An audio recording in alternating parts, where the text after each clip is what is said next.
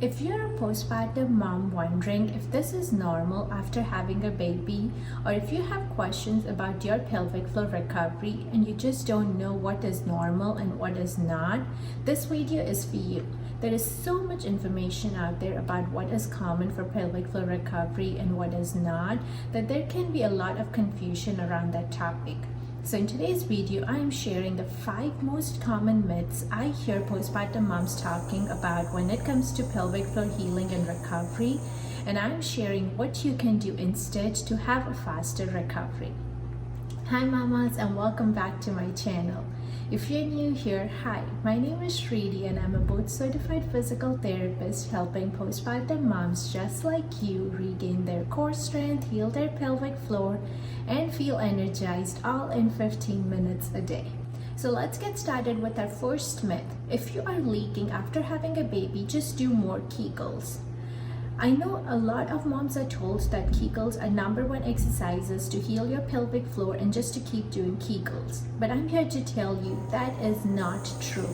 While there is a time and place to do Kegels as an exercise to heal your pelvic floor, it is not the best thing to do. So if you are leaking after having a baby, that is more than just your pelvic floor weakness. It could be that your core muscles and pelvic floor muscles are not in coordination. They have poor coordination. So anytime you leak, either if you're laughing, sneezing, running, walking, it is also because your core muscles are not supporting your pelvic floor, and that's why you leak. Or it could be your pelvic floor muscles are very tight, they are overactive, and that's why they're not able to engage properly, and that's why you are leaking. So just thinking that your pelvic floor muscles are weak and you can do more Kegels is completely wrong. There is more than just weakness to your pelvic floor. So understanding what is causing the leaking is #1 step, and then working to solving that problem. So it could be poor coordination between your core and pelvic floor. It could be your muscles are super tight. So what you can do instead of Kegels is start with some stretching exercises to relax your pelvic floor muscles. Then move on to deep breathing exercises where we are improving the coordination between the core and pelvic floor. And then finally move into more pelvic floor activation and strengthening. Now moving on to myth #2 is leaking after having a baby is totally normal. So here's the thing, there's a difference between something being common and something being normal. Leaking after having a baby is common, but it does not mean it has to be normal. Leaking when you sneeze, you laugh, you run, you try to lift your baby up is a sign that your body is needing more support and help. It means that your pelvic floor is needing more attention and care. So just ignoring and thinking that this is normal is the last thing you want to do when it comes to pelvic floor recovery after having a baby. So what you want to do instead is understanding why you are leaking. Again, as we talked about earlier, this could be your muscles are tight, your muscles are weak, your core is weak. So identifying the underlying cause, and then you want to treat accordingly. And if you want to have a complete 4-week program, I'll share a link in the description about my 4-week pelvic floor recovery program where I share weekly exercise videos on how you can progress, starting from your stretching, moving on to breathing, and then activation and healing.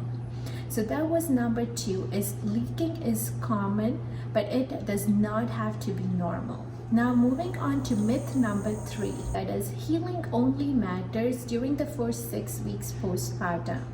There is a thing where most moms think that everything needs to be fixed by the first 6-week checkup. If not, it's too late. And this cannot be further from truth. Healing postpartum works on a spectrum. It is not linear and it is never too late. Your body is capable of healing at any point with the right resources and guidance. So if you identify any symptoms, it is okay to address it even if you are 6 months or 6 years postpartum. Because here's the thing, many moms don't even notice there are symptoms until they try new activities, have another baby, or the symptoms would start creeping in months or years after your first baby. So your body is capable of healing at any point after having your baby. It does not have to be just the first 6 weeks. So anytime you notice symptoms like feeling heaviness in the pelvic floor, low back pain, accidental leaking, occasional leaking, those are things that need more attention and can be addressed at any point. It does not have to be just the first 6 weeks. Now, moving on to myth number 4, you will automatically heal your pelvic floor by doing regular workouts. While we're trying to move more back into the pre-pregnancy workout routines and fitness routines, here's the thing about traditional workouts. They miss the very specific needs a postpartum core and pelvic floor needs. Traditional workouts are not made or based on the pelvic floor and core healing processes. So when you try to do a pre-pregnancy traditional workout, you would start putting more stress on your core and pelvic floor muscles without actually building the foundation. And what this can lead to is increased low back pain, constant core weakness, worsening of your diastasis, which is the gap in the abdominal muscles. It can increase your leaking, and it can also lead to pelvic organ prolapse because of the weakness in your pelvic floor muscles. So think about it like this. Would you build a house on a cracked foundation? No, right? Then why would we do traditional exercises on a weak core and pelvic floor system? So when it comes to healing your pelvic floor after baby, here's what you want to think about. Is breathing to improve the coordination between your core and pelvic floor. Then is your postural alignment, improving how you stand and sit, because when your spine and your pelvis are in alignment, your muscles are going to automatically start working better. And then moving on to more of gentle activation exercises. Because of 9 months of pregnancy, your muscles are stretched out, your core and pelvic floor is weak. So we want to focus on first activating those muscles, and then we want to move into strengthening those muscles. And now moving on to our last myth, myth number 5 is pelvic floor physical therapy is only for extreme cases. That is completely wrong. Pelvic floor physical therapy is for any mom postpartum who wants to feel better, feel stronger, feel more confident in herself. It does not have to be just for extreme cases where you had to undergo a pelvic floor prolapse surgery or you are having pelvic floor organ prolapse and trying to rehab it. It can be also for symptoms as simple as noticing back pain when you lift your little one, leaking when you are laughing or sneezing, feeling heaviness in your pelvic floor or core. All those small signs are still enough for you to address your pelvic floor issues and prevent it from getting worse over time. So even if you notice these small symptoms, there is a technique known as exhale strategy, which you can implement. What that means is every time you try to sneeze, lift your little one, you are taking a deep breath in, and then as you breathe out, using that core, engaging that core, you perform the activity.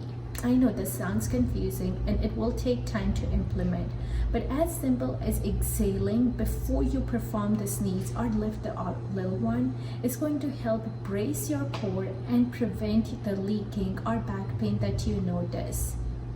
Another thing you want to keep in mind is we are always carrying tension. We are clenching the butt, we're tightening up the glutes, we're holding tension in our jaws.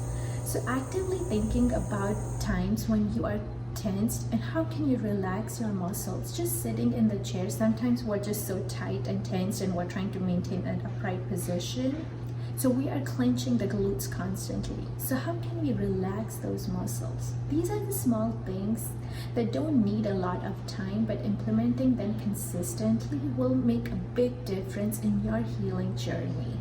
So let's quickly recap all the 5 myths that we talked about. First one is if you're leaking, you just do more Kegels. That is not true. There is a lot more things you can do instead of doing Kegels. Second one is leaking after a baby is normal. Again, it is common, but it is not normal.